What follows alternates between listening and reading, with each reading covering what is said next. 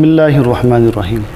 अब जबकि हमें शेल, सब शेल और ऑर्बिटल का कंसेप्ट क्लियर है, अब देखते हैं व्हाट इज़ इलेक्ट्रॉनिक कॉन्फ़िगरेशन। किसी एटम में न्यूक्लियस के अराउंड शेल में, सब शेल में या ऑर्बिटल्स में इलेक्ट्रॉन्स कैसे अरेंज करेंगे, किस सब शेल को पहले फिल करेंगे, किस सब शेल को बाद में, किस ऑर्बिटल को पहले, किस ऑर्बिटल को बाद में, ये रूल्स कहलाते हैं इलेक्ट्रॉनिक कॉन्फ़िगरेशन के rules. What is electronic configuration? The arrangement of electrons in shells, sub shells and orbitals around nucleus is known as electronic configuration. इसका पहला रूल है, इसे हम प्रोनाउंस करते हैं ऑफ बाउ रूल। सो ऑफ बाउ रूल, या इसे कहते हैं बिल्डिंग अप प्रिंसिपल। इस रूल के मुताबिक आप उस सब शेल को पहले फिल करेंगे जिसकी एनर्जी कम होगी, जिसकी एनर्जी उससे ज़्यादा उसको बाद में, जिसकी एनर्जी उससे ज़्यादा उसको मज़ीद बाद में आप फिल करेंगे। तो जिसकी एनर्जी कम होगी उस सब शेल को आप पहले फिल करेंगे, जिसकी एनर्जी सबसे ज़्यादा होगी वो सबसे आखिर में फिल होगा। तो ये है इस रूल की statement. Electrons are arranged in sub shells in the increasing order of energy values. Aufbau rule इसे कहते हैं, या बिल्डिंग अप प्रिंसिपल। अब कैसे डिसाइड करेंगे कि किसकी एनर्जी कम है, किसकी ज़्यादा? इसके लिए फार्मूला हम डिराइव करते हैं कि n = 1 मीन्स ये फर्स्ट शेल है, फर्स्ट शेल। तो फर्स्ट शेल में एक ही सब शेल है 1s। n = 2 second shell. इस सेकेंड शेल में दो सब शेल्स हैं 2s एंड 2p। तो जो 2 है वो शेल को शो कर रहा है। थर्ड शेल में तीन सब शेल्स हैं 3s, 3p, 3d। इसके बाद हर नेक्स्ट शेल में 4 ही सब शेल्स होंगे। तो फोर्थ शेल में 4s, 4p, 4d। Fifth shell में और 4f। फिफ्थ शेल में अगेन ये सारे सेम सब शेल्स होंगे 5s, 5p, 5d, 5f। Sixth 6s, 6p, 6d, 6f। Seventh 7s, 7p, 7d, 7f। अब फॉर्मूला किस तरह से हम डिराइव करते हैं, देखिए 1s, उसके बाद 2s, फिर 2p 3s, 3p 4s, 3d 4p 5s, 4d 5p 6s, 4f 5d 6p 7s। इस तरह से फार्मूला होगा, या फार्मूला लिख लेता हूँ। एग्ज़ाम में आपको कोई भी इलेक्ट्रॉनिक कॉन्फ़िगरेशन दी हो, आप विदिन मिनट्स, विदिन सेकेंड्स ये फार्मूला लिख सकते हैं अगर आपकी प्रैक्टिस हो। तो 1s पहले, फिर 2s, 2p 3s, 2p 3s, 3p 4s, 3p 4s, 3d 4p 5s, 3d 4p 5s, then 4d 5p 6s, 4d 5p 6s, फिर 4f 5d 6p 7s। इस तरह से फार्मूला एक्सटेंड होता जाएगा। अब फॉर एग्जांपल आपसे कहा कि एक एलिमेंट लाइक कैल्शियम जिसका एटॉमिक नंबर 20 है, इसकी इलेक्ट्रॉनिक कॉन्फ़िगरेशन लिखे। आई होप ये नीचे विजिबल है। तो हम कैल्शियम की इलेक्ट्रॉनिक कॉन्फ़िगरेशन कैसे लिखेंगे? 1s 2, s में 2 इलेक्ट्रॉन्स हैं, 2s 2, 2p 6, p में 6 इलेक्ट्रॉन्स, ये हो गए 10 इलेक्ट्रॉन्स, 4 6 10, 3s 2 12 हो जाएंगे, 3p 6 18, 4s 2 20 हो जाएंगे। आपसे कहा जाए पोटाशियम 19, इसके इलेक्ट्रॉनिक कॉन्फ़िगरेशन लेके सारी की सारी सेम आ जाएगी, आखिर में 4s1 आ जाएगा।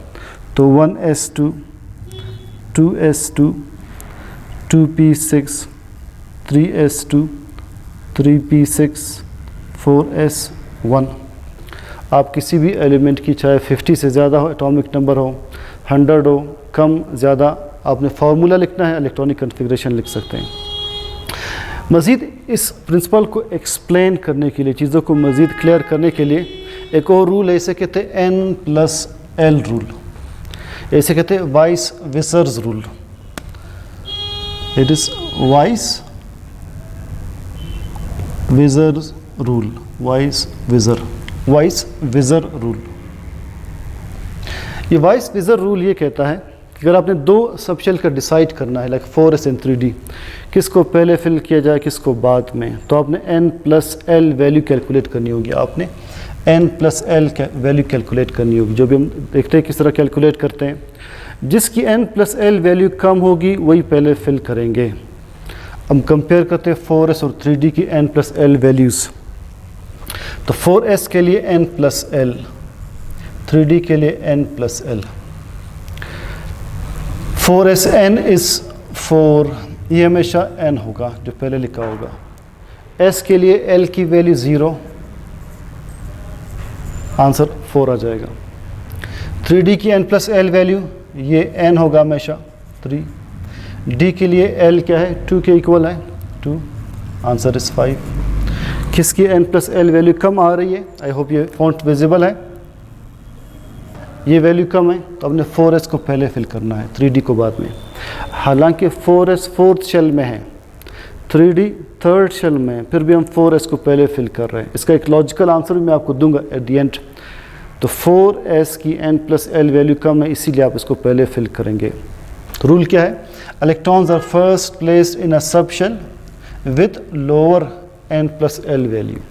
अगर दो सबशेल्स के n+l वैल्यूज़ इक्वल आ जाते हैं, फिर आप क्या करेंगे, फिर आपने n वैल्यू को डिस्कस करना है। फिर आपने जिसकी वैल्यू n कम होगी उसी को पहले फिल करेंगे। Like 4s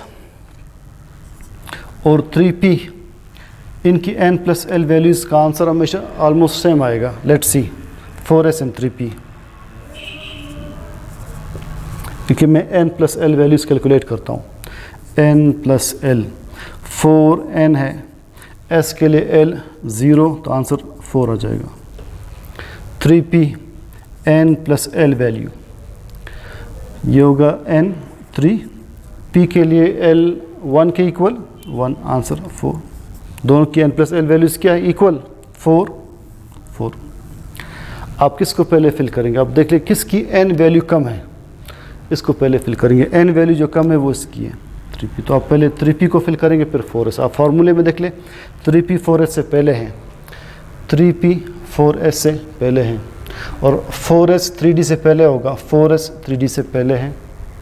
so if n+l values are equal then a subshell with lower n value is filled earlier. Next rule है Hund's rule of maximum multiplicity. इस रूल के मुताबिक फॉर एग्जांपल कार्बन का एटॉमिक नंबर 6 है। Electrons की arrangement किस तरह से होगी, पहले आप 1s में इलेक्ट्रॉन्स प्लेस करेंगे 1s, फिर 2s में इलेक्ट्रॉन्स प्लेस करेंगे। इसके बाद ये जो 3 ऑर्बिटल्स है 2px 2py 2pz, ये कहलाते हैं डीजेनरेट ऑर्बिटल्स। ये कहलाते हैं degenerate orbitals, orbitals of the same energy. ये orbitals of the same subshell are degenerate orbitals. अब डीजेनरेट ऑर्बिटल्स का आपने डिसाइड करना है। 6 इलेक्ट्रॉन्स में से आपने 4 प्लेस किए, 2 रहते हैं। अगर आप इस तरह करेंगे कि 2px में बकाया 2 इलेक्ट्रॉन्स आप प्लेस करेंगे, ये रूल के अगेंस्ट होगा। इस रूल के मुताबिक जहाँ से डीजेनरेट ऑर्बिटल्स स्टार्ट होते हैं वहाँ पर पहले आपने सिंगल इलेक्ट्रॉन्स प्लेस करने हैं, एक यहाँ पर एक यहाँ पर विद सिमिलर स्पिन्स। जब इलेक्ट्रॉन्स एक्स्ट्रा होंगे सबको फिल करने के बाद फिर आपने पेयरिंग करनी, फिर 2 एक साथ। दोबारा देखें, for example nitrogen 17 7 electron atomic number इसका, तो इसके 2 इलेक्ट्रॉन्स 1s में 2 2s में। यहाँ से स्टार्ट होते हैं 2 डीजेनरेट ऑर्बिटल्स। आपने 7 में से 4 इलेक्ट्रॉन्स प्लेस किए, 3 रहते हैं। ये 3 इलेक्ट्रॉन्स अगर आप इस तरह करेंगे 2px में 2 और एक यहाँ पर, तो ये रूल के अगेंस्ट होगा। रूल ये है कि आपने शुरू से पेयरिंग नहीं करनी जहाँ डीजेनरेट ऑर्बिटल स्टार्ट हो। आपने पहले सिमिलर स्पिन के साथ अलग अलग ऑर्बिटल्स में इलेक्ट्रॉन्स प्लेस करने हैं। अगर कोई इलेक्ट्रॉन एक्स्ट्रा था फिर आप पेयरिंग करेंगे। ऑक्सीजन का केस देख लें। ऑक्सीजन का एटॉमिक नंबर 8, तो 1s में 2 इलेक्ट्रॉन्स, 2s में 2 इलेक्ट्रॉन्स। अब यहाँ से डीजेनरेट ऑर्बिटल्स स्टार्ट होते हैं, तो लिहाजा आप अगर इस तरह कर ले 8 में से 4 आपने प्लेस किए, रिमेनिंग 4 आप इस तरह प्लेस करें। तो ये रूल के अगेंस्ट होगा। रूल ये है कि आपने पहले सेपरेट ऑर्बिटल्स में इलेक्ट्रॉन्स प्लेस करने हैं। 3 आपने फिल कर लिए, एक इलेक्ट्रॉन एक्स्ट्रा है, वो इलेक्ट्रॉन जो एक्स्ट्रा है वो इन तीनों में से आप कहीं पर भी रख सकते हैं, 2px, 2py, 2pz, जहाँ पर आप रखना चाहें कहीं पर भी रख सकते हैं। So if we have degenerate orbitals and more than one electrons are to be placed in them, then electrons are first placed in separate orbitals with similar spins rather than placing them in the same orbital with opposite spins. एक last point इस हुंस rule का वो ये है कि suppose आपके पास ये 3 degenerate orbitals है, px, py, pz। आपने 2 इलेक्ट्रॉन्स प्लेस करने हैं, 2 इलेक्ट्रॉन्स, तो आप इस तरह कर सकते हैं, एक px में रख लें, एक py में।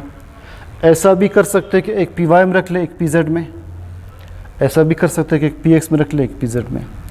This makes no difference. तो डिजेनरेट ऑर्बिटल्स में फिर आपका ऑप्शन है कि आप किस में रखना चाहते हैं। पॉलीज एक्सक्लूजन प्रिंसिपल, इस प्रिंसिपल के 2 स्टेटमेंट से दोनों का मतलब सेम है। अब मेरी डिस्कशन में बात कैसे साबित होगी कि दोनों के कंक्लूजन्स या मीनिंग्स सेम है। अब कोई से 2 इलेक्ट्रॉन्स पिक करते हैं, फॉर एग्जांपल आप कार्बन के इस 2px और इस 2py इलेक्ट्रॉन को पिक कर लें। एक 2px है, इसमें इलेक्ट्रॉन है, अगला 2py है, इसका इलेक्ट्रॉन। इस रूल के मुताबिक किसी भी 2 इलेक्ट्रॉन्स के 4 के 4 क्वांटम नंबर्स सेम नहीं हो सकते, कोई एक क्वांटम नंबर इनका डिफरेंट होगा। वो कैसे डिफरेंट होगा देखिए, इसका प्रिंसिपल क्वांटम नंबर 2 है, this shows principal quantum number. Principal quantum number इसका भी 2 है। एजिमुथल क्वांटम नंबर p के लिए हमेशा 1, p के लिए हमेशा 1। मैग्नेटिक क्वांटम नंबर ये x एक्सिस पर है, अगर इसका आपने 0 लिखा है तो ये y एक्सिस है, इस पर आपने इसकी वैल्यू +1 या -1 लिखनी होगी। तो मैग्नेटिक क्वांटम नंबर दोनों का डिफरेंट आ रहा है। स्पिन दोनों का एंटी क्लॉकवाइज है, तो spin quantum number +12 +12।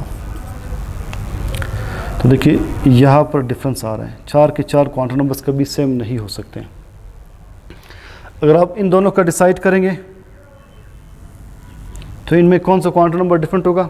Spin different होगा, एक एंटी क्लॉकवाइज स्पिन है, एक क्लॉकवाइज स्पिन है।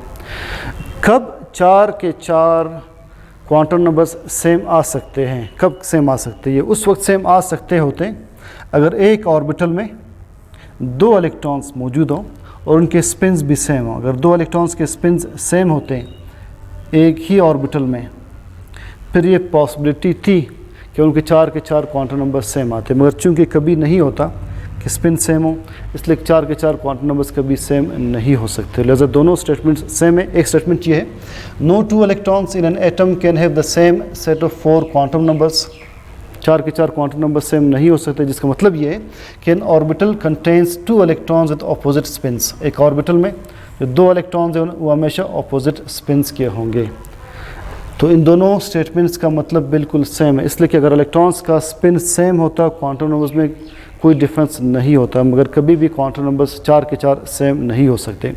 अब ये प्रैक्टिकली प्रूवन है, ये बातें वो वैसी हवा में नहीं कह रहे कि 2 इलेक्ट्रॉन्स के स्पिन्स कैसे ऑपोजिट है। जब भी वो एक ऑर्बिटल का ओवरऑल मैग्नेटिक फील्ड देखते हैं तो ओवरऑल मैग्नेटिक फील्ड जो है वो 0 आता है। ओवरऑल मैग्नेटिक फील्ड 0 आता है किसी भी ऑर्बिटल का। वो इसलिए कि एक अगर एंटी क्लॉकवाइज स्पिन कर रहा है, अगला क्लॉकवाइज स्पिन कर रहा है, दोनों के मैग्नेटिक फील्ड्स कैंसिल करके ओवरऑल मैग्नेटिक फील्ड 0 बनाते हैं। इसी तरह से ये जो हम यहाँ पर डिजेनरेट ऑर्बिटल्स का कंसेप्ट दे रहे हैं, ये भी अब एलिमेंट्स की केमिकल बॉन्डिंग को देख करके जो है डिसाइड हुआ है। अभी लास्ट पॉइंट जो हमने यहाँ पर बात डिस्कस की थी कि 4s 3d से पहले फिल होगा, हालांकि 4s 4th शेल में है, 3d 3rd शेल में है।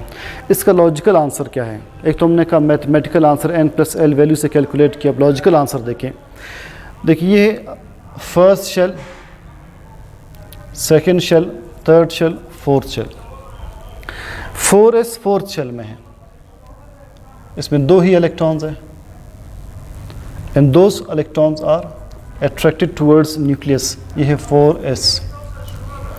जबकि 3d 3rd शेल में है, 3rd शेल में, मगर 3D में 10 इलेक्ट्रॉन्स होते हैं, तो 3D में 10 इलेक्ट्रॉन्स होंगे। देखिए ये 2 इलेक्ट्रॉन्स, फिर 2 इलेक्ट्रॉन्स, 2 इलेक्ट्रॉन्स, 2 इलेक्ट्रॉन्स, 2 इलेक्ट्रॉन्स, ये है 3D। देखिए ऑर्बिटल की कोई ख़ास बाउंड्री नहीं होती। 3D के इलेक्ट्रॉन्स ज़्यादा है वो आपस में रिपेल करते करते न्यूक्लियस से बहुत दूर चले जाते हैं। 4s is attracted closer to nucleus, तो 4s न्यूक्लियस के करीब है, इसकी एनर्जी कम होगी। 3D न्यूक्लियस से दूर जा रहा है, इसकी एनर्जी ज़्यादा होगी। तो ऑफ बाउ प्रिंसिपल क्या था, जिसकी एनर्जी ज़्यादा उसको बाद में फिल करें, जिसकी एनर्जी कम उसको पहले फिल कर लें। तो 4s पहले फिल होगा, 3D बाद में फिल होगा। तो ये इसका लॉजिकल आंसर है। Now the very final point, electronic configuration को हम रिप्रेजेंट 3 तरह से करते हैं। इलेक्ट्रॉनिक कन्फिग्रेशन को 3 तरह से रिप्रेजेंट करते हैं। फॉर एग्जांपल कैल्शियम की इलेक्ट्रॉनिक कन्फिग्रेशन है, आपने इस तरह से लिखी है, ये एक तरीका है। ये अगर आप नाइट्रोजन की इलेक्ट्रॉनिक कन्फिग्रेशन लिखेंगे, नाइट्रोजन की इलेक्ट्रॉनिक कन्फिग्रेशन, नाइट्रोजन की आप कैसे लिखेंगे, 1s2 2s2 2p3, ये नाइट्रोजन 7 की इलेक्ट्रॉनिक कन्फिग्रेशन आ जाएगी। ये एक मेथड है। दूसरा मेथड इलेक्ट्रॉनिक कन्फिग्रेशन का ये है कि आप बॉक्सेस के अंदर लिख लें, ये सेकंड मेथड है। बॉक्सेस के अंदर यानी ऑर्बिटल्स के अंदर हर इलेक्ट्रॉन को अलग अलग शो करे, it is the second method. ये फर्स्ट मेथड, ये सेकंड मेथड। एक और थर्ड मेथड है, उसे कहते हैं condensed form of electronic configuration. Condensed form of electronic configuration. वो मेथड ये है कि अगर आपने कैल्शियम 20 की इलेक्ट्रॉनिक कन्फिग्रेशन लिखनी है, तो यहाँ से लेकर यहाँ तक ये बन जाती है आर्गॉन की इलेक्ट्रॉनिक कन्फिग्रेशन। आर्गॉन में 18 इलेक्ट्रॉन्स हैं, तो argon AR argon with 4s2, ये कैल्शियम की कंडेंस्ड इलेक्ट्रॉनिक कन्फिग्रेशन बन जाएगी। दोबारा देखिए, आपने पोटेशियम की कंडेंस्ड इलेक्ट्रॉनिक कन्फिग्रेशन लिखनी है, यहाँ से लेकर यहाँ तक 18 इलेक्ट्रॉन बनते हैं। आर्गॉन में 18 इलेक्ट्रॉन है, तो आप लिखेंगे आर्गॉन विथ फाइनली क्या है 4s1 4s1। ये कैल्शियम 20 की बन जाएगी, ये पोटेशियम 19 की बन जाएगी। तो किसी एलिमेंट के आउटर मोस्ट इलेक्ट्रॉन्स को शो करना और उसके साथ जो प्रीवियस इलेक्ट्रॉनिक कन्फिग्रेशन किसी भी नोबल गैस को रिप्रेजेंट कर रहा है, उस नोबल गैस को मेंशन करना। लाइक नियॉन, अगर आपने सोडियम का लिखना है तो सोडियम का आप कैसे लिखेंगे, सोडियम का आप लिखेंगे नियॉन, नियॉन 10 इलेक्ट्रॉन्स है विथ 3s1, तो 1s2 2s2 2p6 3s1, ये सोडियम का आ जाएगा। ये condensed form of electronic configuration है। तो यहाँ पर ये चैप्टर ऑलमोस्ट कंप्लीट हो जाता है। अगला चैप्टर इससे भी ज़्यादा अहम, that is chemical bonding. See you in the next lecture इंशाल्लाह।